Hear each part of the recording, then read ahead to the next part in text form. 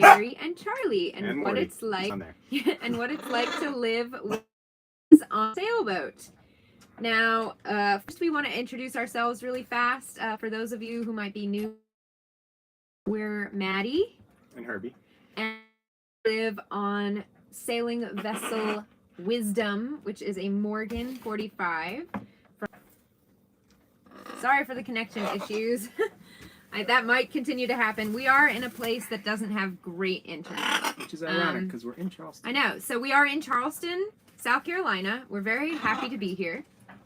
And we are coming to you live from Wisdom itself. And we are currently in a marina docked here in Charleston. Very happy to be here, like I just said. And we want to talk all about Charlie and Jerry. That's the main event today. Yes. We've had a lot of questions. Cruising with them, where'd they come from? What are their personalities? We're going to talk about the pros and cons of having macaws or just pets in general on a boat. And we're going to be talking about just general care, how to care for macaws, and how that changes when you're on a boat. And without further ado, let's get started. So we're going to start by saying, this is Charlie, this is Jerry, and we'll show you Morty, our dog. Morty, come here. Get over here. Come here. Come here, boy. He's coming up. He's heavy. There he is. This is Morty. Yes, Morty. Morty is a corgi, and he is the OG. He's 8 years old, and we lived aboard with him in Baltimore. And we actually left him with my parents, which was the hardest thing ever that we have had to do for cruising, because we didn't want to bring him across the Atlantic. It is a lot to bring a dog on a 26, 28-day trip across the ocean where they can't run, they can't pee and poop where they want to. There's no bushes or grass to poop on. This little guy would not go on the deck. And we tried to train him. And you have to get a lot of paperwork done. You have to have a pet passport and everything. And so lots of stuff, lots of complications. But now we have him back because we're back in the States. So very exciting. Now, Charlie and Jerry didn't come into the picture until we got back to this side of the pond. And there's very good reason for that. And mainly what we just said. It's very difficult to travel to different countries with pets, just any pets. And we've met a lot of liveaboards who have wonderful pets like cats and dogs, but it's even harder, and chickens. It's even harder for macaws because they're a rare exotic pet. And they're on the endangered species list, so that gets even trickier. So we waited on purpose to get these guys until we were back on this side, so we wouldn't have to deal with all that as much. Now, we did have to deal with it some because of Charlie's story, and we're going to talk about Charlie first because she came first. Yes. So, Charles, as you guys see, is a huge red bird. She is a green wing macaw. Yes, of the genus Bigus Bicus. Now, when we left, we actually had a bird, and her name was Sammy. Yeah. She was a green cheek conure. And she was about the size of Charlie's beak. So she was very small.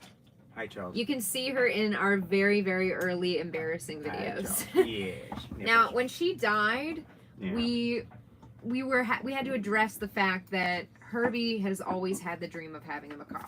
Yeah, so I was looking at getting another bird several years later.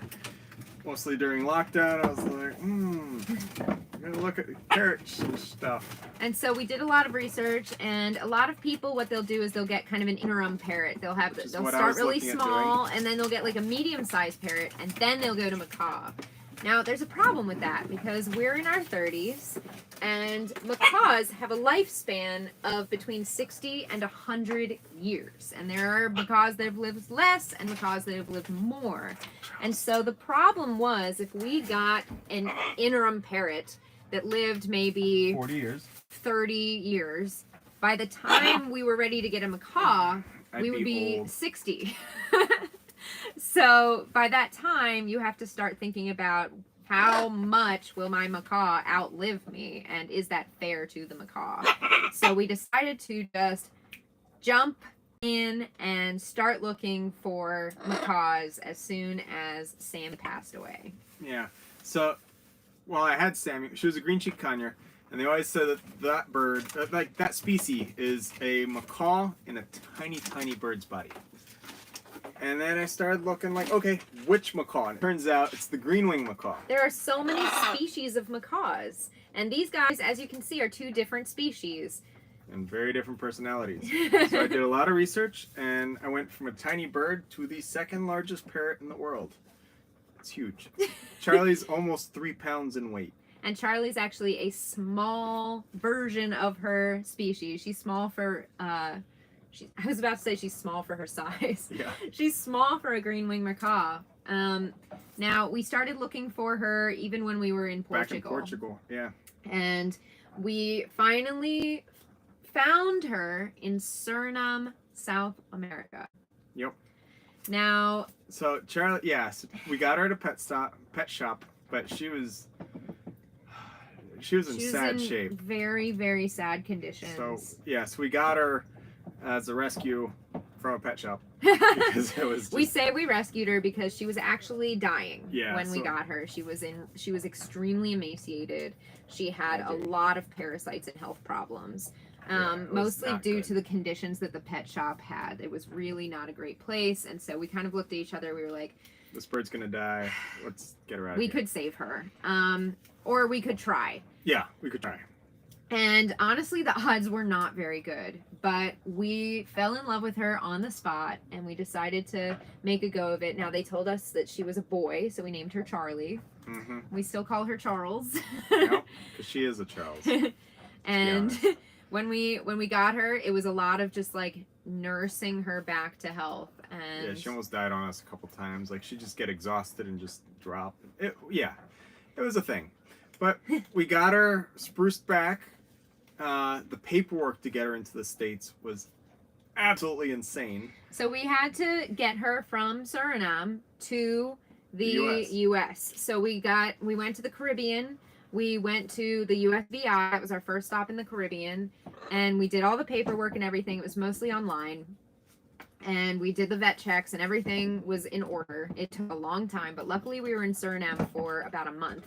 So Well, we were there for 2 months. 2 We were months. there an extra month sorting out Charlie's paperwork. We got it sorted out, then we shot up, but then we couldn't pull into any other ports because then we'd have to do the paperwork again. But it worked out because COVID, all the countries are locked down, so they wouldn't let us in anyway. Yay! So we got Charlie into the U.S. Territory of the USVI. And then we went USVI to Puerto Rico, and then from Puerto Rico a straight shot to Florida. That way we wouldn't have to do the paperwork again. So Charlie's got 2,000 miles of sailing under her feathers. Of ocean sailing. Of ocean sailing. Yeah. Which is pretty amazing, and she took it really well. You can see those videos on our regular episodes if you'd like. But we had a problem, and that is that macaws, as a rule, tend to attach themselves and bond with one person. They're monogamous creatures, and and we wanted Charlie to bond with Herbie because it was Herbie's whole dream to have a macaw in the first place. So I had to keep my distance. Yeah, I wouldn't let her touch her. I couldn't touch her. I could touch get her jealous. like right on the top of the head, but anywhere else. Charlie's very snuggly, so it's hard to only pet the top of her head. So, it's true. While she So, stands over there alone. So with Charlie, I was okay with it because we had agreed on it, but I got sad and jealous. And so it was always my plan to have a macaw or a parrot, a bird of my own, and I was going to get a cockatiel because my first bird ever. And cockatiels are about this big. They have wonderful personalities. They can sing, they can do a little bit of talking, and it was going to be perfect for me until I met Charlie. And Charlie was so wonderful and intelligent and had just such a presence that I couldn't imagine bringing any other bird than another macaw into our boat. So then we got 2 macaws in this boat. Excellent! So in St. John, I started doing research and I decided I would like a blue and gold macaw. Blue and gold macaws are known for being playful and a little bit rambunctious, but very cuddly and loving and affectionate. And they happen to be gorgeous. So I chose blue and gold macaw, and I had a really hard time finding one because apparently in COVID, a lot of people started adopting macaws. It wasn't just dogs. Hi, Graham. And so everybody was already spoken for. It was really difficult to find Jerry. I called so many places all across the U.S., and I finally landed on one in Delray Beach in Florida. The problem was we were in St. John, and they did not ship birds, which is a thing that people do. So I had to call and ask if they would board her for another few months while we waited to get to Florida. And they said yes. So as soon as we got to Florida, I got Jerry. And that's the story of how we got Charlie and how we got Jerry.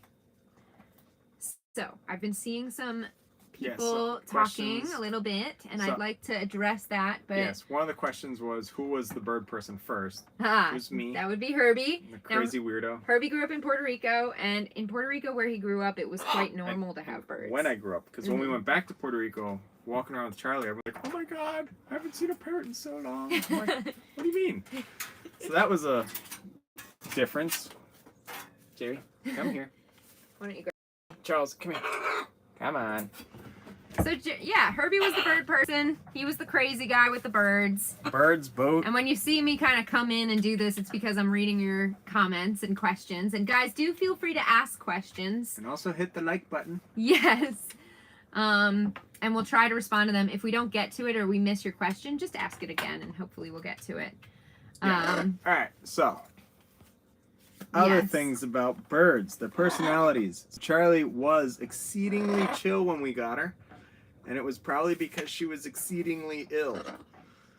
Yes. Now she feels better, and she is crazy, full of energy. So much energy. It used to be like a really interesting dichotomy between them, because Jerry has tons of energy and tons of personality, and then Charlie was just kind of like really calm and chill and on the side. And now Charlie has tons of personality, and as she's gotten more healthy, as we've gotten certain medications for her and everything, and we're still nursing her, but she's pretty much very healthy now. Yeah, so weight wise, for anyone who's metric, which is probably half of you guys, because half our viewers are in the US, Charlie weighed 700 grams when we got her. Jerry weighs a little shy. She's about 880 grams. Charlie is currently 1,200 grams. So she's gained almost double weight. And John asked a good question. How old are they? Jerry is 1. Her hatch day is August 9th. So she'll be 2 in August. And Charles, we believe Charlie is about 2. Is 2, yeah. Yeah. We believe Charlie was 9 months when we found her, 8 months, and that was based on eye color and beak color. Yep. As they get older, their eyes become lighter, and for Charlie's specific species, her beak also becomes lighter, and she gets this black tip on her beak, which now she has, and she did not have that when we first found her. Yep. And the black tip and the certain things on the beak, they happen at about a year old, and they happened about 4 months after we got her. So I'm like, all right, probably about 8 months. Come here. We didn't get them as hatchlings. That is something you can do, but it's very difficult because you have to hand feed them every 2 hours. It's kind of like an infant, like a newborn infant. There was another question about, are their wings clipped? Yes, they are. Any feathers missing? That's a very controversial thing, and not clipping their wings is extremely dangerous if you don't have the means to flight train them. And flight training requires wide open spaces of grass and lots of time and energy and things we don't have while living on a boat. Yeah, we're surrounded by water that's currently filled with alligators. so we decided to clip their wings for their own, benefits. Oh, that's a really good question. What is the biggest difference between husbandry between land and sea? So much. So on land, you don't worry about them drowning all the time. Charlie knows what our boat looks like. It's an issue because when we're in an anchorage, going through all the boats, She will. she's fine. As soon as she sees our boat, she wants to jump at it into the water. The other thing Can't is we fly. have, it's basically limited space. Yeah.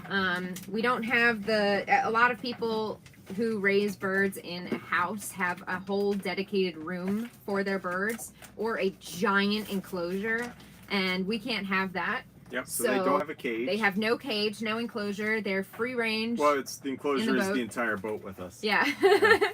But the benefits are Sure. they get to see lots of new things every day, and Yes. they have constant stimulation. So while we're sailing, we put harnesses on them. Actually, dog harnesses because Mhm. they're huge. Mm. So they can wear small dog harnesses. Yeah. And then we have a leash to them. And then if they get a big gust of wind or they fall or whatever, they won't fall in the water and drown. They'll be attached. Yeah. So pros and cons of having macaws on a boat. There are a lot of cons and a few pros, but for us, those few pros are very strong and they outweigh the cons. But for some, it might not be that way. You have to have a very specific way of thinking and time allowance in order to raise macaws, especially on a sailboat where you have such small amounts of space. Pros. Jerry wants to go to Charles. Yeah. Jerry. Yes. Pros are that they are wonderful, loving creatures that will be totally bonded and dedicated to you for your entire life if you take good care of them. And they are just a constant source of enjoyment and amusement. They make us smile all the time. They're hilarious. They're full of personality. And they bring smiles to others as well. We walk down the street with them. You know, we bring them everywhere we go. So it's just a really fun way to meet new people, and they're such incredible creatures, and we don't pretend to understand them fully. They're not really our pets. We just kind of like coexist and live with them. We're all a flock now. They're like our children, and we care so much for them. Cons are the cost. They're extremely expensive to purchase in the first place, but they're even more expensive over the long run to raise and feed and care for. You have to find specific avian vets, which can be very pricey and not always at your immediate disposal. And their food cost alone, they have a very special diet. They eat pellets and things specifically made for birds and macaws, but they also eat all manners of vegetables and fruits and even meat. They love chicken. And so their diet needs to be very varied. Yeah, and they go through phases where they only want to eat this a lot. And then they don't want that anymore. They want something else. They are literally like Yeah. children. Something will be favorite food one day, and then the next day they won't want anything to do with it. Yeah, Charlie was on his chicken kick for a while, then peanut butter, Bread. then bread, but it had to be honey bread. Very If it wasn't the specific honey bread, bread. she didn't like that one. It's like going through and then this nut and then not that nut, and it's, yeah, always changing. So it's a moving target, and you have to stockpile like so much food. Yeah. It's amazing. So when you go to the grocery store, you go to the sections and you're like, okay, we got to get this, and that for the kids. We Yeah. got to get the So- broccoli and the Yeah, they're on a coleslaw, broccoli kick right now, Yeah. so it's like the fridge is full of broccoli the right carrots, Yeah. the peppers. now. And we used to have 2 fridges for us. Yeah. Now we have a fridge for us and an entire fridge for all of their veggies because they eat so much. So that's expensive. Yes. Another thing that's a big con, if you notice, all these little holes in the rattan, they're birds that like to chew on wood in a boat made of wood. They're extremely destructive. Oh, that's a good question. How do you handle the toy situation at sea? So in the Virgin Islands, it was really easy because we just grabbed driftwood. Like Charlie would walk on the beach, find the piece of driftwood she loved. If it was small enough, we'd bring it back to the boat and she'd just destroy it. We'd keep it in the sun to kind of bleach it and kill any everything. bugs. Yeah. That's another expense. We get a lot of toys for them because they go through their toys very fast. For a little bit, I was making toys, but to be honest, it took hours and hours to make the toys, and then they destroyed in like a couple minutes. So it was like, at least right now, we can go to PetSmart and get like very hardy, good toys for them, and we hang them all over the boat. In the cockpit. In places where they would chew on the boat, we'll hang a toy there. That way they chew on the toy instead.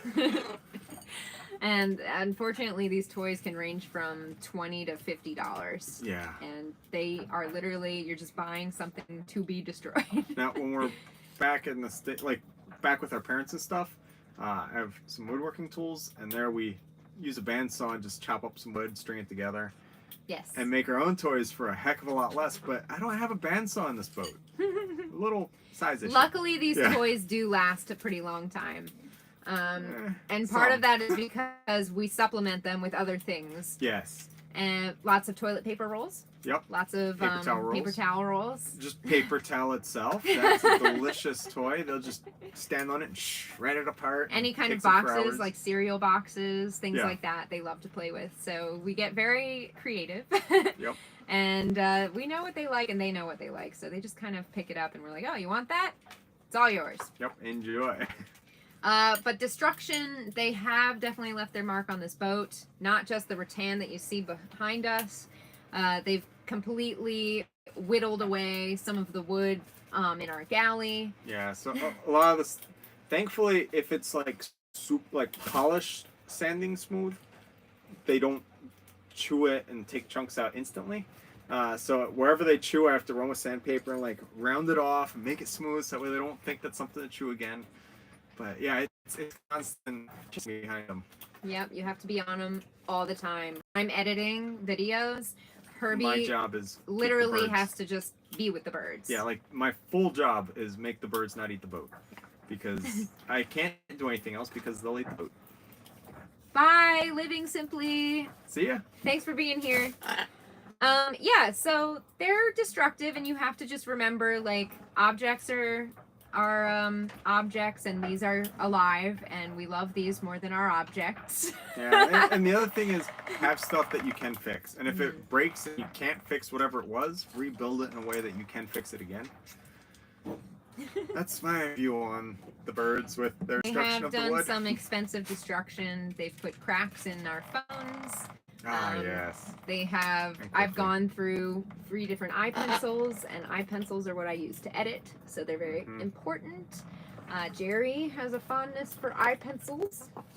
Thankfully, she'll go over to the iPad, take the pencil out, and destroy the pencil. Not the iPad. Yay. Thanks, glasses. Jerry. They've destroyed some of our glasses. Yeah, I had sunglasses, and Charlie was just holding it and just shoved her beak straight through the lens. It's a polycarbonate lens, like those, nothing goes through. She crushed it. So, in the wild, these guys spend their whole day just foraging and chewing on bark. Yeah. That's literally what they do. And no, these guys were never wild. Their parents were never wild. But they still have that instinct. They still, it's their thing. Stand on a branch and chew things. on it. So, and the other thing is their beaks are constantly growing. So they need to grind their beaks down all the time, kind of like rodents and teeth. Yeah. Now, another cool thing with them, when we take them on walks, we'll just put them on a tree and they'll just shred part of the tree. And we take them on walks all the time because every time we go out, they come out with us. And that's another con, but it's also a pro. They're pets that just get to come along with us everywhere we go, and a lot of places that are like no dog policies with a bird, they have no idea what they're like. They've come into Target. They went into grocery stores in Puerto Rico, or at least Charlie did.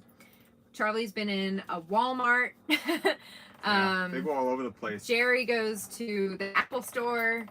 Jerry goes to the glasses store. I wonder why I go there. But yeah, people love them, and it brings smiles everywhere we go. However, there are really intense limitations that they do pose on us. Like, we're in Charleston right now. We can't go to any museums. Well, we might be able to, but what if they bite a piece of art. Yeah, I It's wouldn't. priceless. So yeah, stuff like that. And then also going to restaurants, it's either outside seating, so it can't be a rainy or cold day, or it has to be after they've gone to bed, which is about 6 o'clock right now. Nope. Oh. So they're a lot like kids in that they have a bedtime. They actually impose their own bedtime. They really get tired at around 6:30, or 7. And at that time, they both just walk to bed. Yeah. They go to bed, and you will not hear from them until the morning.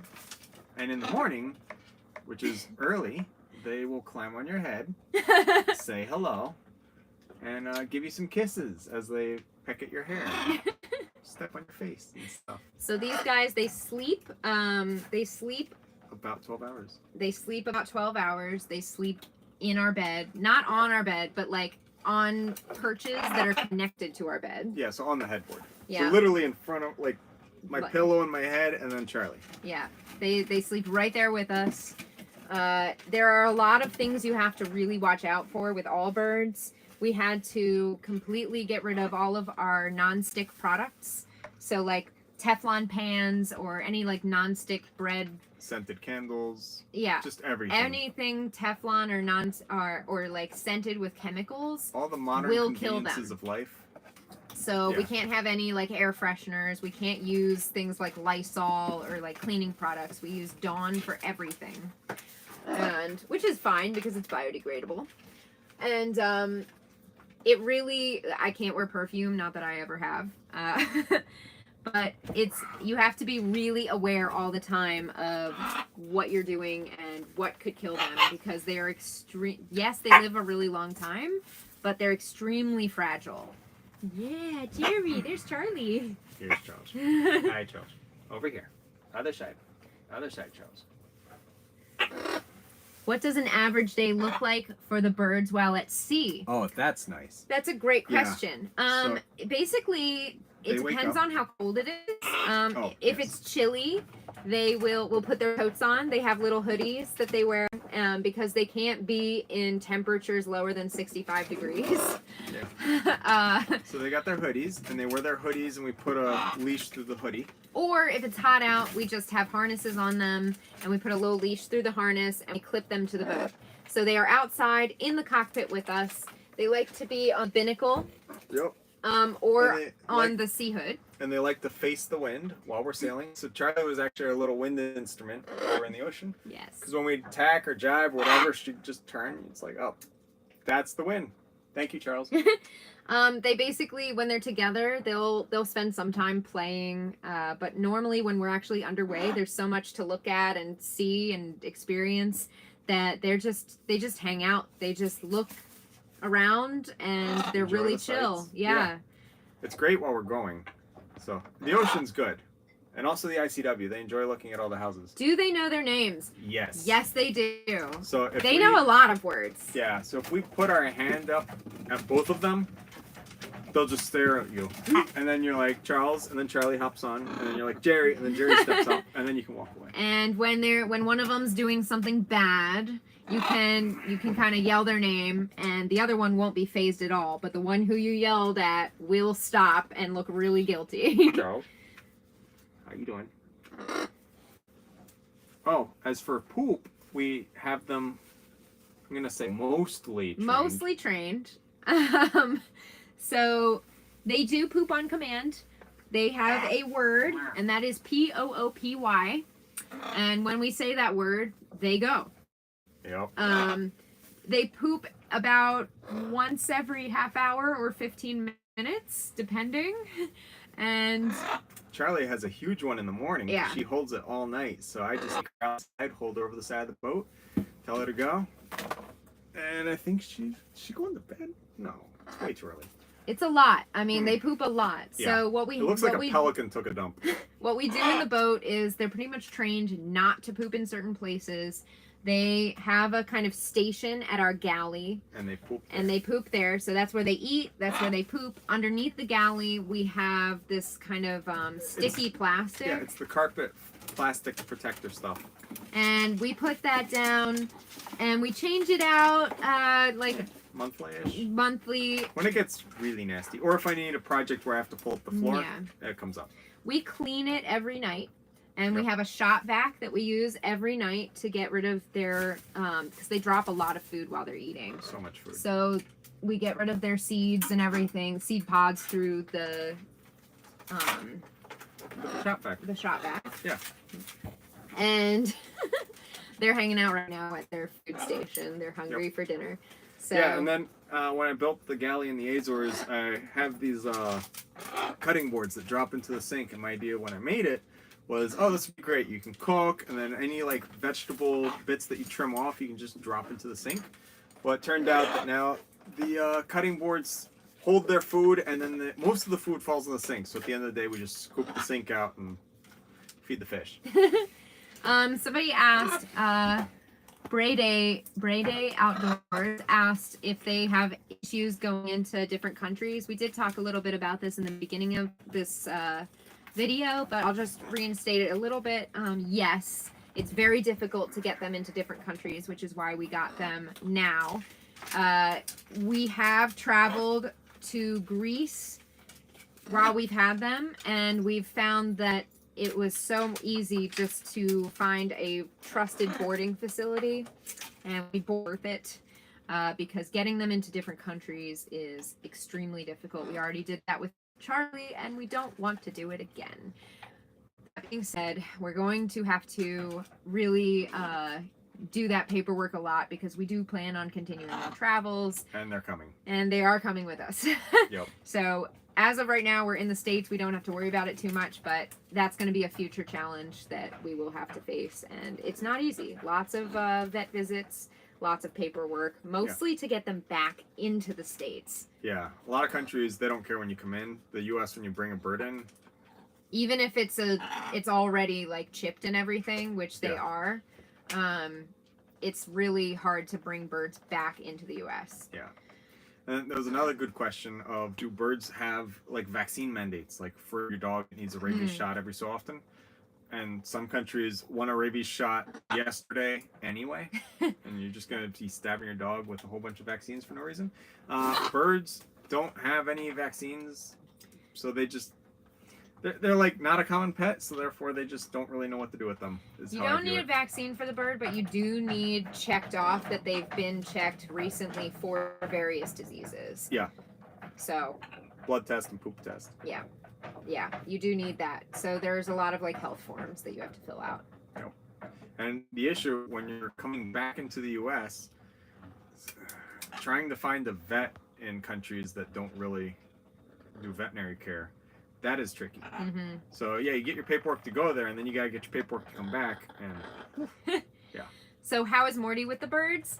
Morty's totally chill. Sometimes he and Charlie get into little squabbles. So, Morty tests him. Yeah, so Morty likes bread because he's a little fatty, and Charlie eats like several slices of bread a day along with everything else. Not because it's nutritious, but because we are actively trying to keep her weight up. Yeah, because that was one of her problems when we got her. Yeah. Yeah. So she's still underweight because she's 1,200 grams. She should be 1,800 grams. Yeah. So she's a big girl. So she'll hold the bread, and she knows Morty wants it. She's like, hold it just out of his reach, and he's like jumping and trying to get it, and then he starts barking at her, and then she like opens her beak and tries to eat his face, and it's a thing. She taunts him, especially like in bed. Morty likes to sleep on my pillow sometimes, and Charlie's right there, and Charlie will just kind of like go in with her beak and just be like, yeah, she'll go real slow, act like she's gonna take his face off. And then Morty will snap at her. Yeah. We don't worry about anything with them. It's really just it's innocent mostly. Morty gets along really well with Jerry. Jerry actually preens Morty sometimes, and it's really cute. So they have an understanding, but Charlie and Morty... Well, they both love food too much. Yeah, yeah. Do they squabble with each other? Yeah. They play fight. Yeah, Jerry has this thing where she likes to grab Charlie's feet and leg, like with her foot, and just hold it. Yeah. Forever, and she does that with you. She won't let go of your finger. She likes to hold hands. Yeah, so then Charlie wants to walk away and is like, give me my foot back. And then they squabble. I mean, they'll have a little like, but they it's not a mostly fight. they love each other right now. They're preening each other. I wish you could see. They're preening each other, and it's really sweet. They're inseparable. Yeah. They love each other so much. Especially Charlie is super attached to Jerry, which we did not expect because Charlie came first. Yeah. And it only took them a couple days to really get like this. Yeah, at first Charlie had no interest in Jerry, and Yeah. Jerry was just shocked and scared because she hadn't been outside of a pet shop her whole life, and then she got in a car, went in a dinghy, got in a boat, and was just like, what is happening? So yeah, she was a bit shocked. Okay, Gerald says, I definitely want to know about your challenges for the macaws in other countries. Yeah, so we just talked about that. Yeah, it's a challenge, and I wouldn't recommend it, to be honest. Yeah, if you want to go cruising, Get the macaws after. yeah, yes. Or Um, pick the country you want to cruise in, Yeah. that one country, and then get your bird in that country. Yeah, we talked actually in St. John. We talked to a woman who lived on a boat with a Yeah. macaw, and she had to give the macaw up because she couldn't get it into. Yeah, she was going from the BVI to the USVI, Yeah, and she couldn't get into the States, yeah. so she had to I don't leave know it. why. It might have been one of the macaws that is because like scarlets are illegal in certain states now. Yeah, I don't know. I don't know. It was a horrible, sad story. Yeah, That one now lives in a hotel in the lobby, yeah. so Do they go after Morty's food? Yes. Charlie does. yeah, which then leads to fights. Yeah. Yeah, Charlie will flutter onto the floor every now and then and go after Morty's food, but honestly Morty eats it so fast that Yeah, normally it's not a problem. It's more Morty going after their food. yeah, That's the problem. you know. Gerald, do you already have a macaw? If you already Yes, have a that's macaw. what he was talking Oh, about. okay, He's yeah. saying that got kicked out of Sam's with his macaw. Right. So yeah, So it's too I late. will say- Yeah, so but- it is possible. but the U.S. is huge. There's Yeah. a lot of exploring and cruising to do in the U.S. It's true. Yeah. So It is possible. And like we said, it's just harder to get them back into the U.S. But, there are people who do it, and I would not count it out. Jerry's climbing. yep, Can you just bring him back? yep. Just for us, it was so much just to get them get to Charlie into the U.S. in the first place. It was crazy. No forced vaccine. Yeah. So, yeah, we talked about their sleeping habits. They sleep for 12 hours. We talked about their food. They eat lots of human food, but also a lot of bird food as well. Oh, your shoulders will get strong because you'll have Yeah. a 3-pound weight. I will on your take shoulder. this moment to say that we do have an Instagram. It's Rigging Doctor, but Charlie and Jerry have their own Instagram, And they're on YouTube. and that is pirate_parrots. So if you want to follow Charlie and Jerry on Instagram, it's pirate_parrots, plural, and that's just all them. And it's a fun Instagram. Ah, that's a good question. John, thank you for all your questions. Oh. I really appreciate them. John, and you're the. I also just sent you an email. Ah, good. Yes. They are the type of parrot that talks, but with any parrot, you never know what you're gonna get. And there are some that talk, and there are some that don't. And there are some that will decide to talk when they turn 30 and then are unstoppable, and there are some that just never ever talk, and there are others that talk from like months old, so you really don't know what you're gonna get. Charlie's species, the green wings, are less talkers. They normally have a vocabulary. If they do talk, they can talk maybe like 10 words, but there are some that talk more. Charlie has yet to say anything, and we don't think that she will. Yeah. So At this point, we've learned her language more than she's learned ours. And another big thing. So male birds talk more than female birds, and birds owned by a woman talk more than birds owned by a man. So Charlie's a she's gonna be female quiet, owned by a man. and voila. Jerry says hello. Jerry says hello, and we're kind of working on love you. She like almost says it, but not quite. Yes, Charles. So I think Jerry's gonna probably speak a bit more, but she is not nearly as big a talker as some of the other blue and golds that I've met. They can have a vocabulary of up to 30 words and phrases sometimes. And Jerry is hello. Yep. And I wish she would say it for you guys, but I don't think she's in the mood. She only says it when she's in the mood. Or if you need absolute silence.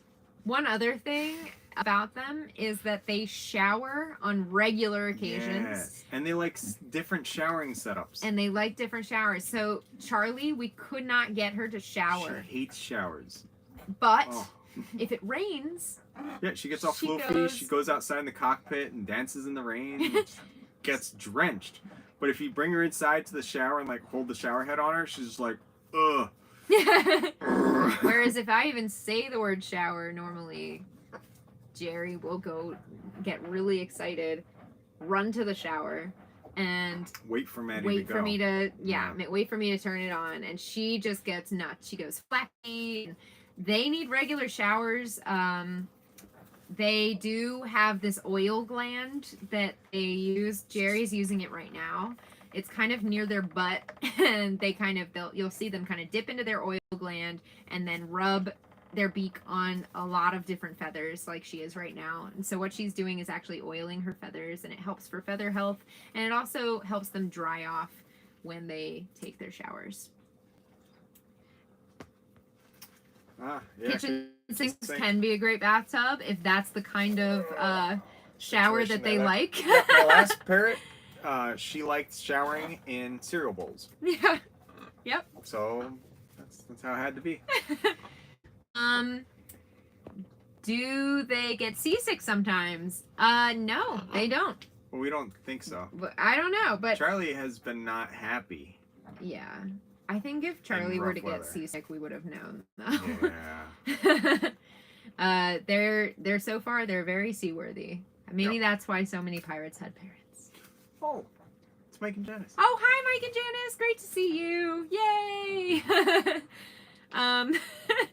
Yeah, keep on asking questions, guys. We kind of plan for this to be about an hour long. We can go longer or we can go shorter, but as long as you keep asking questions, So- we'll stay on. Other things. Yeah, so dogs are easy to travel with because lots of people have dogs and like they have protocols set up for them.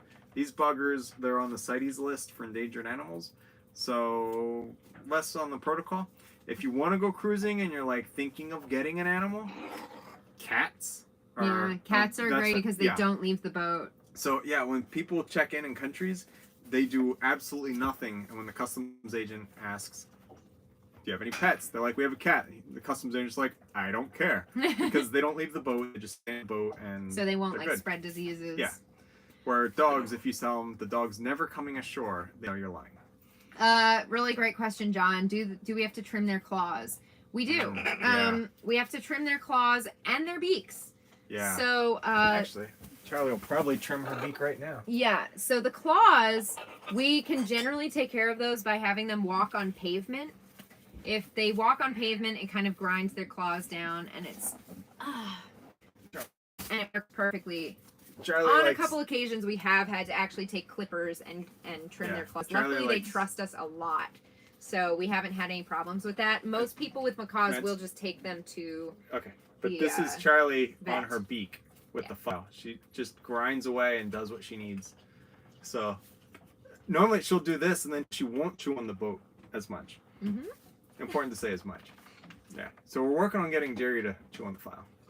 Yeah, Jerry actually has a very common affliction for bred macaws, and that is scissor beak. So she has a bit of a crossbite. Her beak kind of goes like this, and that's because she was hand fed by humans, and often when birds are born like this, their mother will fix the crossbite like right away with her own beak. But since Jerry didn't have her mother, she had a cross beak, and we've been slowly trying to fix that since Getting there. Herbie's a dentist. He's actually been able to like use It's use just the same orthodontics. philosophy. Yeah. Yeah. So we trim her mandible every now and then. And I've adjusted her maxilla a couple times. Yeah. So, and her crossbite is so much better. You probably wouldn't even notice it now. Yeah, yep. Jerry, we're talking about you. Yeah. Oh, also the question about the feather clipping or wing clipping. Oh yeah. It is something you have to keep doing. They grow new feathers in. It's like getting a haircut. So you have to keep at it, and that's why Charlie, we keep 2 primary flight feathers, because the big issue with clipping wings is the bird can fall, can't break their fall, and then breaks a bone, like an arm or a leg or something like that. The flight feathers come down and they're like shock absorbers when they hit. So we kept a couple flight feathers, that way they can break a fall really well, not hurt themselves, but also not fly away. So we trim all the secondaries off. And Charlie, as she's been getting in better health, it feels like every few months she's just going through an entire full molt again, and the feathers that come in are even prettier. Oh, so we're constantly trimming Charlie's. Jerry's, it's about once a year for Jerry. We did have a scare with Jerry. She wasn't fully clipped as much as we thought, and we wanted to see how much flight she had so that we knew like how much more to clip. She had a lot of flight. Apparently she had a lot of flight because she flew across a field and landed in somebody's fenced-in house. Yeah, so I had to jump a fence. And it was terrifying. Yeah. I think I lost like 6 years of my life. Sure. There was a question, do we keep the tail feathers? We keep all the feathers. All the pretty ones. All the pretty, well, except some of the small ones. But I plan on making some jewelry with them. The tail feathers are awesome. So far, Jerry's only lost 1 tail feather. So we have that one, and I want to like put them in a vase. I don't know. We'll figure out something to do with them, but they're really cool. And we like to give them to people as well who. Oh yeah, when I'm find back it in to the be States special, doing dentistry stuff, Charlie's always molting, and like a good kid, it's like, here's a feather from the bird in the waiting room. So Charlie actually goes with Herbie to the office when we're back in Maryland. Because she's well behaved. She's pooping. Oh, she did. Good Thanks. poopy, Jerry. Yeah, Jerry, good poopy. Yay! So that's pretty much how they do it. Jerry had to they poop, go to their spots. so she walked off of me, and there she went. Yep. It's better than Nat Geo. Well, it's definitely crazier. So normally at this time, they're eating dinner and they're getting ready to go to bed. Woo! Yep. Charles, some more food. And we get asked pretty often if they know any tricks. We don't really have tricks for them. Not pooping on us is a trick. The pooping thing is kind of a trick. Also, Jerry does kisses. Sorry. Yes. Jerry kisses. Good kisses, Jerry. But that's about it. We haven't really trained them to do anything wild. Aw, Charlie's getting her bread. Charles. There you go, Charlie. So guys, take this moment to like this video. I see most of you have, which is awesome. Thank you so much. We didn't expect a huge turnout because it's not about sailing, it's about birds. But we're really grateful that you came out to be with us for this. We've been getting so many questions about them and what it's like to sail and cruise full time with macaws. I mean, the answer is chaos. It is chaos. It's constantly, there's something going on all the time. They're constantly getting into something. You have to keep them entertained because, I mean, it says in the, when you do research on macaws, it says you have to have at least 3 hours of out of cage time every day, which we think is insane. I think you need to have no cage time and all the time be out of cage time. But, you know, there are times when you really need to be able to do something or go somewhere without birds. So that's really limiting while we're on the boat. So maybe someday we'll have another situation where we're able to leave them somewhere and actually go out during the day without them. Or just have some kids and have the kids watch them. Sure. It's fine. 3-year-old watching a bird. You can't get a pet sitter with these guys because they don't know how to handle them. They could get scared and injure them by accident. Or the birds could bite them. Or the birds could bite them. Or, you know, if you can't take them to somebody else's house because they're just not properly set up to Bird-proofed. house them. Yeah. So it's very complicated. It's really challenging, but I mean, they're amazing. We love them. We love them so much, and they bring us so much joy every day that for us, it's just worth it. And especially like having Charlie on those long passages, those 1,000-mile passages, she was a source of calmness and almost therapy for me, who gets very anxious on passages and very seasick. Having Charlie there was it was something to take care of other than myself. And so it was really cool to have her with us. Yeah, 12 hours sleep does give us some respite. That, Yes. like, we tell everyone who wants to get together with us, Yeah. you know, yes, after 6, we're free. We'll come out and we can do anything after 6. The issue is, if you go out after they've gone to bed and you're like, woohoo, and you have a late night, they're getting up early anyway. Yeah, they will always wake up at 7. Every day. So Always. So you might be like, hey, I can go out now and be out till super late, and then the next day you're gonna hate life. So, Yes, we will see you in the Chesapeake. I'm so excited for that. It was asked where we are right now. We are in Charleston, South Carolina right now, and we love meeting up with you guys on our way up the East Coast. We're headed to Maryland right now. That's kind of our next big stop, is going back to the Chesapeake and hanging out in Maryland for a while. We're going to be at the boat show next year. yes. This coming year. Yeah. This year. We'll be at the boat show this year. Whenever it is. I think it's September. I think it's in the fall. Yeah. So we got another boat that we're going to be rebuilding. Mm-hmm. So that's going to be our next big project. Yeah. Many things. Yeah. There's a lot to look forward to. And the birds will be there for every step of the way. Because, fingers crossed, knock on wood, they're going to live a very, very long time. Oh, that is a thing. Pro or con.